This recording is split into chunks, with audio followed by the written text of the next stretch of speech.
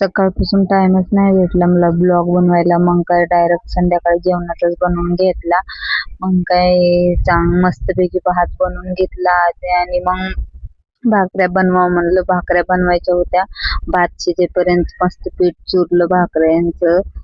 आणि मग इकडं छोटा गॅस चालू असतो ना, जास्त चलत नाही. मग इकडं ठेवलं होतं तेव्हा आणि मग इकडे घेतलं परत आणि तिकडे भात ठेवलं. मग काय भाकर बनवून टाकली. काय छोट्या गॅसवर मला वाटलं तापला असेल, तेव्हा पण नव्हता तापला.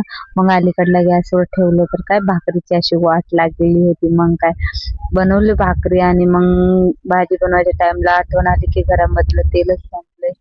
मग काय तेल आणायला जावं लागलं दुकानला. एवढा कंटाळा येत होता ना, सकाळपासून ब्लॉग बनवायचं एवढा कंटाळा येत होता आणि परत असं काही काही संपलेलं दिसू लागलं. एवढा कंटाळा येत होता ना, काय गेले काय कंटाळा करून तर काय चालणार नाही. मग गेले दुकानला आणि घेतलं तेलपुडा तेल. मग काय घराकडे निघले.